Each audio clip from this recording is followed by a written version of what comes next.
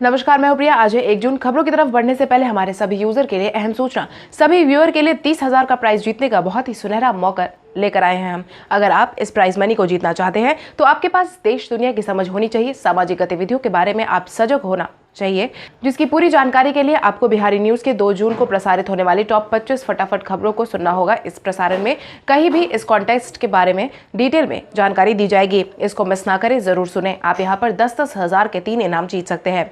तो चलिए बढ़ते हैं बिहार के 25 बड़ी खबरों की ओर। बिहार में कोविड-19 प्रभावितों की संख्या में हुई जबरदस्त बढ़ोतरी। बिहार में कोविड-19 प्रभावितों का आंकड़ा लगातार बढ़ता ही जा रहा है। बिहार स्वास्थ्य विभाग के द्वारा बीते दिन जारी किए गए दूसरे अपडेट तक 241 नए मरीजों की पुष्टि की गई है, जिसके बाद बिहार में प्रभावितों की कुल संख्या 3,807 हो गई है। पाए गए मामलों में प्रभावित जिलों की बात करें तो भागलपुर में 34, सहरसा में 5, कैमूर में 3, औरंगाबाद में 7, पूर्णिया में 13, पटना में 11, मुंगेर में 2, भोजपुर में 2, अररिया में 1, गया में 6, सारण में 9, खगड़िया में 3, दरभंगा में 1, किशनगंज में 21, बेगूसराय में 47, कटिहार में 2, जमुई में 5, शेखपुरा में 8, मुजफ्फरपुर में 11, सीतामढ़ी में 3, सुपौल में 13, जहानाबाद में 13, अरवल में 3, मधेपुरा में 17, बक्सर में 1, नवादा में 1 मामला सामने आया है।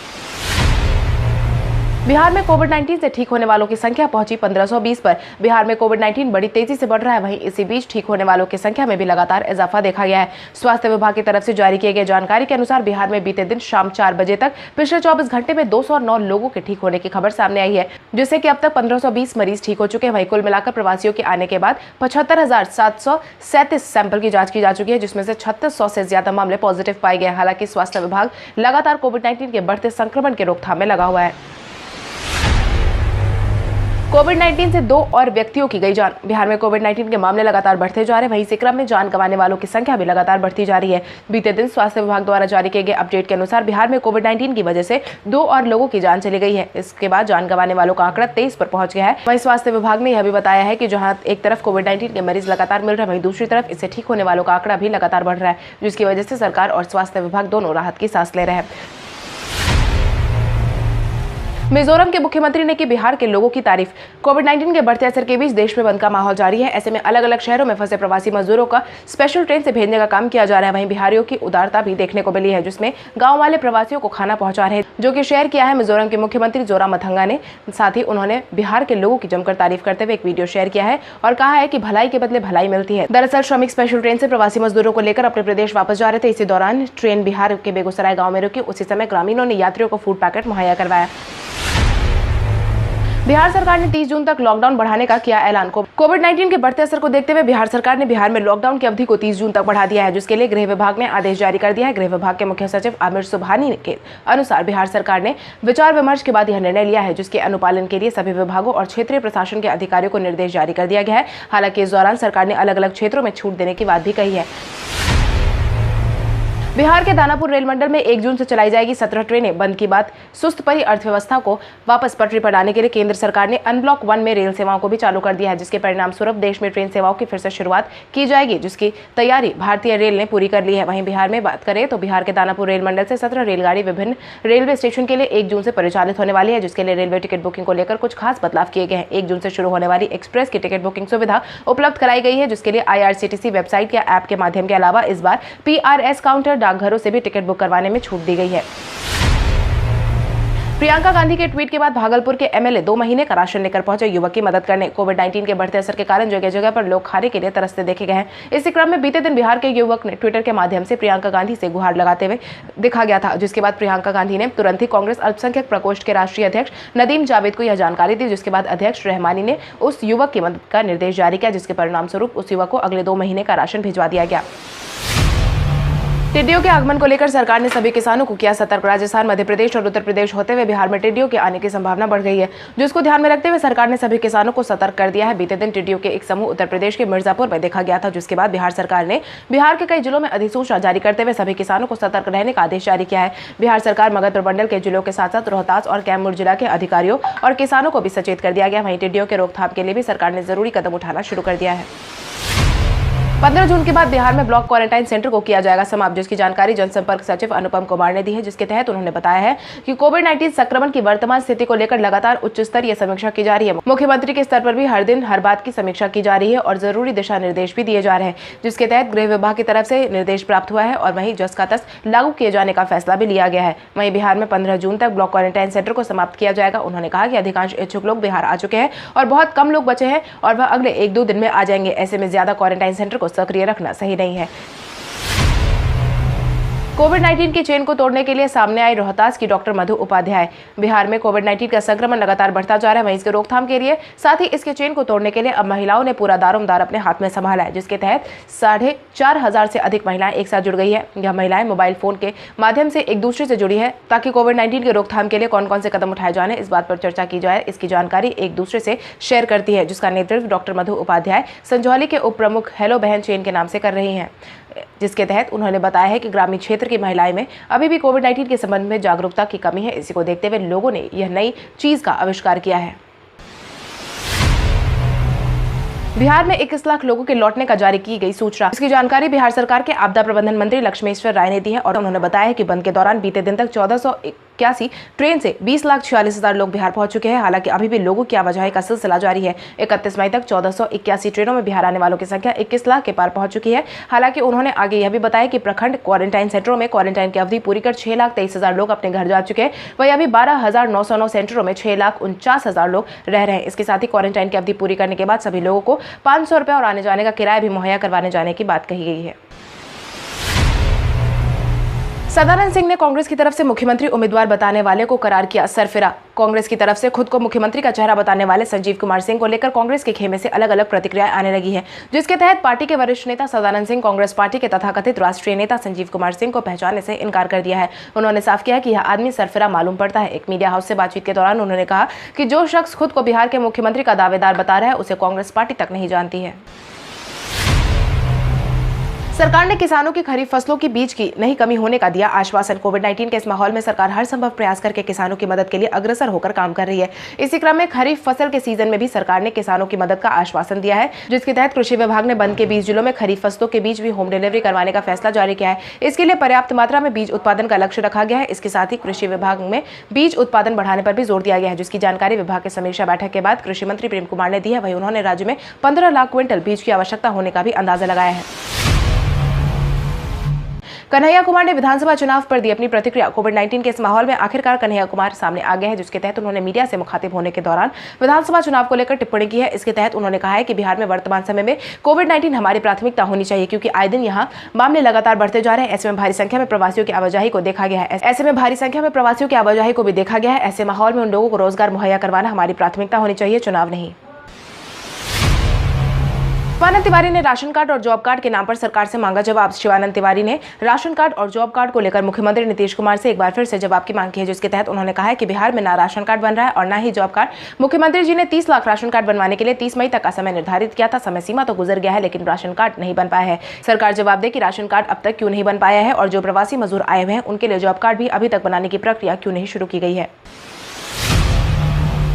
बिहार में स्वरोजगार को बढ़ावा देने के लिए प्रवासी महिलाएं आएंगी सामने। कोविड-19 के प्रभाव के कारण देश में फिलहाल सब कुछ बंद है। ऐसे में बिहार से बाहर गए मजदूरों की भी अब वापसी होने लगी है, जिसको ध्यान में रखते हुए रोजगार सबसे बड़ी प्राथमिकता अभी सरकार के सामने उभर कर आई है। इसी क्रम में प्रवासियों को रोजगार मुहैया करवाने के लिए सरकार पूरी प्रतिबद्धता के साथ काम कर रही है। वहीं प्रवासियों में महिलाएं भी भारी मात्रा में है, जिसके बाद अब सरकार ने इन महिलाओं को भी रोजगार देने का जिम्मा उठाया है। खबरों की माने तो सरकार अपनी योजना के तहत कुशल प्रवासी महिलाओं को कढ़ाई, बुनाई, पेंटिंग जैसे कुटीर उद्योगों से जोड़ने वाली है, जिसका प्रशिक्षण इन महिलाओं को जून के पहले सप्ताह में दिया जाना शुरू कर दिया जाएगा। कोविड-19 के बहाने बिजली बिल जमा नहीं करने वालों पर सरकार की नजर। कोविड-19 के बहाने जो भी बिजली उपयोगकर्ता बिजली बिल जमा करना जरूरी नहीं समझ रहे, उनकी बिजली अब कभी भी काटी जा सकती है। बिजली कंपनी ने इसकी तैयारी शुरू कर ली है। जून से कंपनी इस पर एक बार फिर से अमल करने को तैयारी कर रही है, क्योंकि कोविड-19 के कारण कंपनी की सारी गतिविधियां पूरी तरीके से बंद थी। बिलिंग काउंटर बंद होने के कारण लोगों के समक्ष केवल ऑनलाइन बिल जमा कराने का ही विकल्प था, लेकिन अप्रैल और मई महीने में कंपनी के राजस्व में भारी गिरावट देखने को मिली है। खबरों की माने कंपनी को 800 करोड़ की आमदनी हो जाती थी और इन 2 महीनों में 60% तक की वसूली ही की गई है।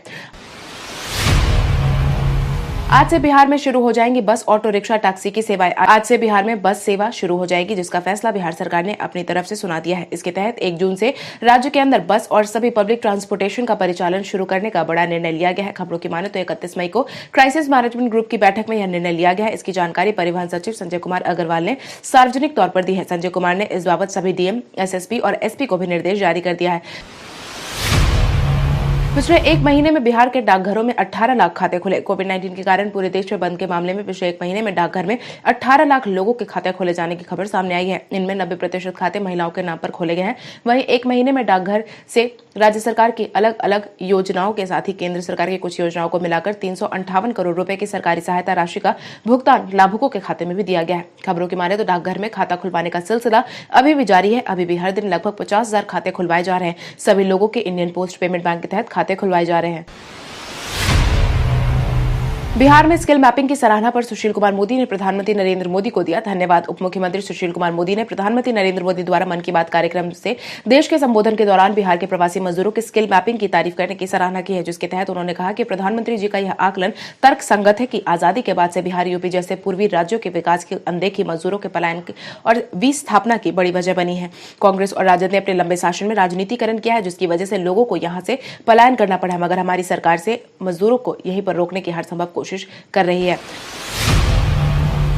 प्रधानमंत्री नरेंद्र मोदी के मन की बात कार्यक्रम पर शत्रुघ्न सिन्हा ने दी अपनी प्रतिक्रिया। कांग्रेस नेता शत्रुघ्न सिन्हा ने प्रधानमंत्री नरेंद्र मोदी द्वारा बीते दिन मन की बात कार्यक्रम के बाद कहा कि भारत पहले से ही आत्मनिर्भर था, पर 2020 में देश को आत्मनिर्भर बनाने के लिए भाषण बनाया गया। 1954 में स्टील उत्पादन के क्षेत्र में भारत को आत्मनिर्भर बनाने के लिए सेल बनाया गया। 1956 में इंजीनियरिंग के क्षेत्र में आत्मनिर्भर बनाने के लिए आईआईटी बनाया गया। मेडिकल साइंस के क्षेत्र में आत्मनिर्भर बनाने के लिए 1958 में एम्स बनाया गया। साथ ही 1958 में रक्षा प्रौद्योगिकी के क्षेत्र में आत्मनिर्भर बनाने के लिए DRDO बनाया गया। 1964 में एयरक्राफ्ट उत्पादन के क्षेत्र में आत्मनिर्भर बनाने के लिए योजना बनाई गई। 1965 में खाद्य सामग्री के क्षेत्र में आत्मनिर्भर बनाने के लिए हरित क्रांति बनाया गया। भारत पहले से ही आत्मनिर्भर है। 2020 में देश को आत्मनिर्भर बनाने के लिए एक भाषण ही बस बनाया गया है। पूर्णिया एयरपोर्ट से हवाई सेवा की शुरुआत करने की सोशल मीडिया पर उठी मांग।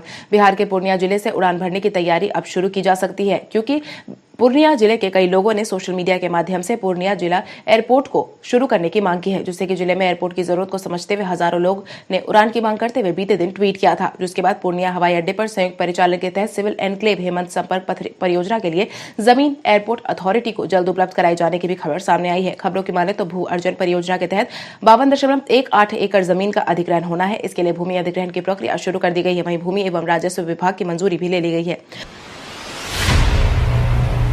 नेता प्रतिपक्ष तेजस्वी यादव ने मुख्यमंत्री नीतीश कुमार को लिया आड़े हाथ। बिहार में कोविड-19 के बढ़ते माहौल के बीच राजनीति भी जोर शोर से देखने को मिल रही है। इसी क्रम में बीजेपी नेता प्रतिपक्ष तेजस्वी यादव ने गोपालगंज में हुए मामले के बाद सत्ताधारी पार्टी जदयू को आड़े हाथों लिया है, जिसके तहत उन्होंने कहा है कि इस मानवीय समस्या के समय में बिहार में शासन और कोरोना में एक अजीब समानता है। वे दोनों अदृश्य है, लोगों के लिए हानिकारक है और लोगों के जीवन के साथ खेल रहे हैं। उन्होंने मुख्यमंत्री नीतीश कुमार पर टिप्पणी करते हुए कहा कि बिहार सरकार और कोविड-19 दोनों एक समान है।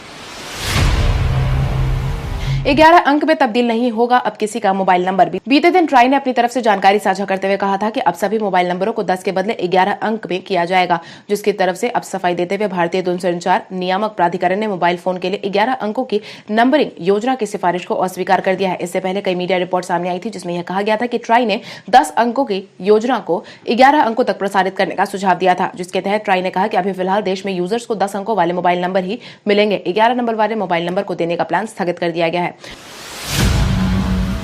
हार्दिक पांड्या ने सुनाई खुशखबरी। टीम इंडिया के ऑलराउंडर खिलाड़ी हार्दिक पांड्या आने वाले वक्त में पिता बनने वाले हैं, जिसकी जानकारी उन्होंने खुद अपने इंस्टाग्राम से शेयर की है, जिसके तहत उन्होंने अपने और नताशा की एक तस्वीर शेयर की और उसमें लिखा है कि मेरा और नताशा का सफर काफी शानदार रहा है और अब ज्यादा बेहतर हो रहे हैं। हम लोग इस बात को लेकर उत्साहित है कि हम एक नई जिंदगी को जल्द ही अपनी जिंदगी में शामिल करने जा रहे हैं। मैं अपने जीवन के इस नए दौर को लेकर रोमांचित हूँ। हम आपका आशीर्वाद और शुभकामनाएं चाहते हैं। कल हमारे द्वारा पूछे गए सवाल का जवाब आप में से बहुत सारे यूजर ने हमें कमेंट करके दिया था, उसके लिए आपका बहुत बहुत धन्यवाद। आप में से जिन यूजर का कमेंट हमें अच्छा लगा है उनके नाम है रवि किशन, आलोकनाथ, प्रभाकर सिंह, शुभम कुमार, सनी कुमार, रोशन कुमार, मुस्कान सिंह, सुमोना सिंह, प्रभाकर राज, रवि कुमार, पिंकी कुमारी, ईशान कुमार, राज सिंह। इसके अलावा हमारी टीम को और भी लोगों के जवाब अच्छे लगे, मगर समय के अभाव के कारण हम उनका नाम नहीं ले पाए, लेकिन आप हमारे सवालों का जवाब देते रहे। हम कल आपका नाम लेने की पूरी कोशिश करेंगे। तो चलिए बढ़ते हैं आज के सवाल की ओर। आज का सवाल कुछ इस प्रकार है। लॉकडाउन के 5वें चरण में सरकार की तरफ से जारी किए गए गाइडलाइन के तहत मिली छूट से आप कितने संतुष्ट हैं? अपने जवाब हमें कमेंट करके जरूर बताएं। इसके साथ ही आज के लिए बस इतना ही। अगर आप वीडियो हमारे यूट्यूब पर देख रहे हैं तो हमारे चैनल को सब्सक्राइब करें और बेल आइकन दबाना ना भूलें। और अगर आप ये वीडियो हमारा फेसबुक पर देख रहे हैं तो इस वीडियो को लाइक करें और ज्यादा से ज्यादा शेयर करें। धन्यवाद।